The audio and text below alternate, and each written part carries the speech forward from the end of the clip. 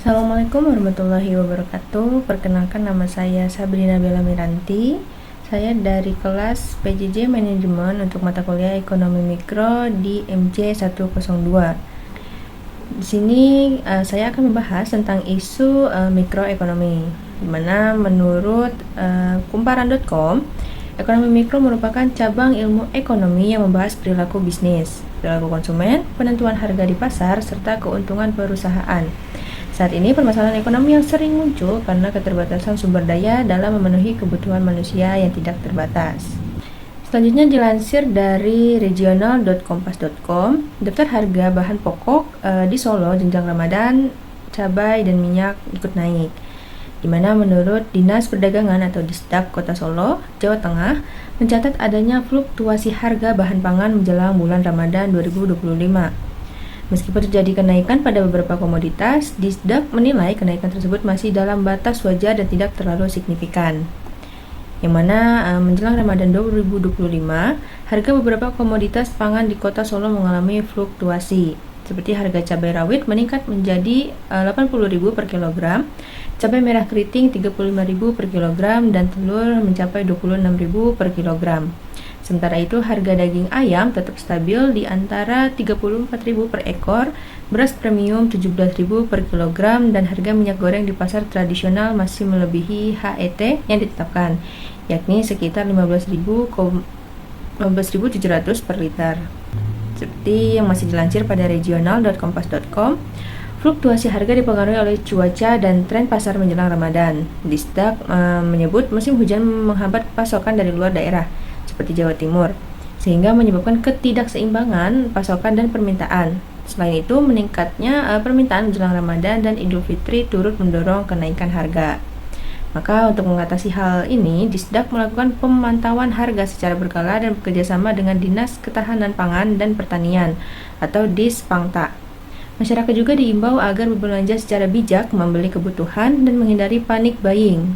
Meskipun harga mengalami fluktuasi, stok barang di Kota Solo masih dalam kondisi aman. Berdasarkan detik.com, bahwa harga sembako Jawa Timur pada tanggal 18 Februari 2025 menyatakan bahwa ayam kampung dan juga cabai rawit menaik, di mana sembako mengalami naik turun harga setiap harinya di Jawa Timur. Seperti pada tanggal 18 Februari 2025, cabai rawit merah, daging, dan telur, serta ayam kampung mendapati kenaikan harga. Sementara bahan pokok lainnya tidak mengalami perubahan harga yang signifikan. Maka berdasarkan harga rata-rata sembako di Jawa Timur pada tanggal 18 Februari, daging ayam kampung naik sekitar 2.587 atau 3,94%. Sedangkan telur ayam kampung naik menjadi 1.144 atau 2,55%, dan untuk cabai rawit merah naik sekitar 1.950 atau 3,78%. Dilansir dari detik.com, faktor-faktor apa saja yang mempengaruhi perubahan harga sembako? Yang pertama ada faktor permintaan dan penawaran. Jika permintaan naik sementara pasokan tetap atau berkurang, maka harga pun naik. Sebaliknya, kelebihan harga pasokan bisa menurunkan harga sembako. Lalu yang kedua itu ada perubahan iklim dan cuaca, di mana cuaca ekstrim atau bencana dapat menghambat produksi, menyebabkan kelangkaan dan juga kenaikan harga sembako. Yang ketiga itu ada kebijakan pemerintah, di mana di dalamnya itu ada regulasi seperti impor, pajak, atau subsidi yang dapat mempengaruhi harga sembako. Yang keempat ada biaya produksi, di mana kenaikan harga bahan baku, pupuk, bahan bakar, atau upah pekerja meningkatkan biaya produksi dan juga harga barang. Selanjutnya ada kurs mata uang, di mana depresiasi mata uang lokal membuat harga barang impor jauh lebih mahal. Yang terakhir ada faktor inflasi, di mana kenaikan harga barang dan jasa akibat inflasi berdampak pada harga sembako. Lalu selanjutnya kita masuk pada analisis masalah ekonomi mikro yang terdiri dari permintaan dan penawaran, elastisitas permintaan dan penawaran, dan juga kebijakan harga minimum dan maksimum. Permintaan adalah hukum permintaan menyatakan jika harga naik, maka jumlah yang diminta pun turun. Dan jika harga turun, maka jumlah yang dipinta naik menurut ceteris paribus. Lalu kenapa permintaan tidak turun walau harga naik? Barang inelastis adalah kebutuhan pokok seperti beras, telur, minyak, ayam, cabai tetap dibeli meskipun harga naik karena tidak memiliki substitusi yang memadai. Yang kedua ada ekspektasi harga, di mana menjelang Ramadan atau periode tertentu, masyarakat cenderung membeli lebih awal untuk mengantisipasi kenaikan harga lebih lanjut. Yang terakhir ada musim hujan dan juga pasokan, di mana curah hujan yang tinggi dapat mengganggu produksi dan distribusi, menyebabkan pasokan berkurang sehingga harga naik tanpa menurunkan permintaan yang signifikan.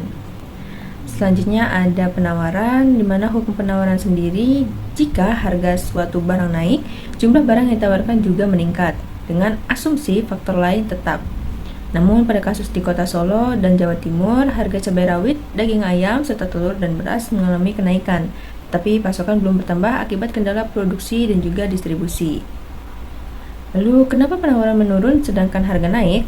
Yang pertama itu karena kendala produksi seperti cuaca buruk, hujan berlebihan juga dapat menurunkan hasil panen para petani.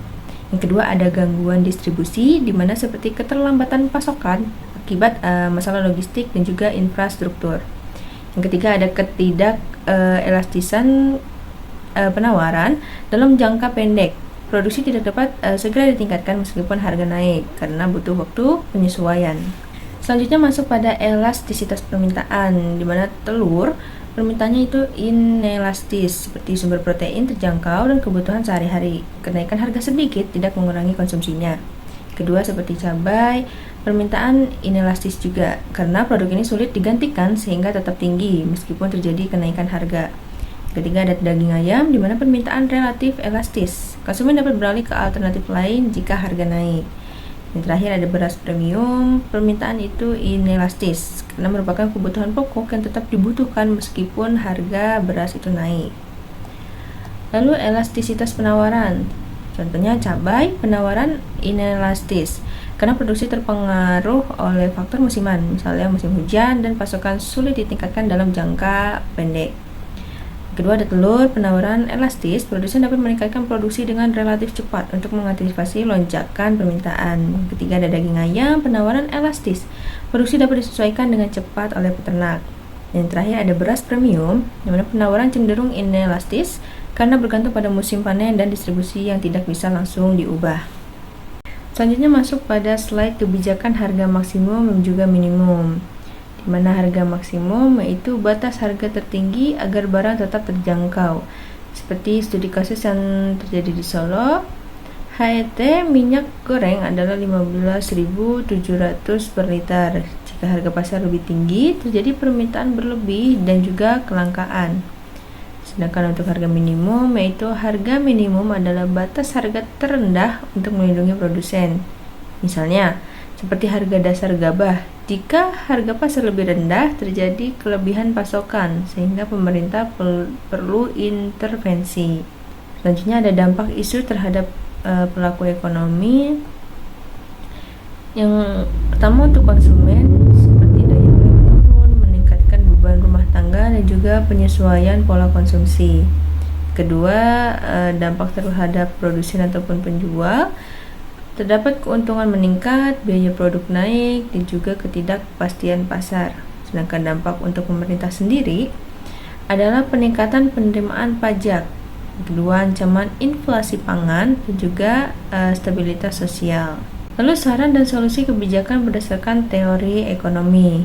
Pertama ada kebijakan intervensi pemerintah seperti melakukan operasi pasar dan juga subsidi untuk produsen. Yang kedua ada edukasi konsumen untuk pengolahan konsumsi. Yang pertama mendorong belanja bijak, yang kedua diversifikasi konsumsi. Lalu yang ketiga ada meningkatkan efisiensi pasokan dan juga distribusi. Yang pertama memperbaiki infrastruktur logistik, yang kedua kerjasama antar daerah. Yang terakhir itu meningkatkan produksi domestik, seperti insentif bagi petani dan peternak. Yang kedua stabilitas harga minimum dan juga maksimum.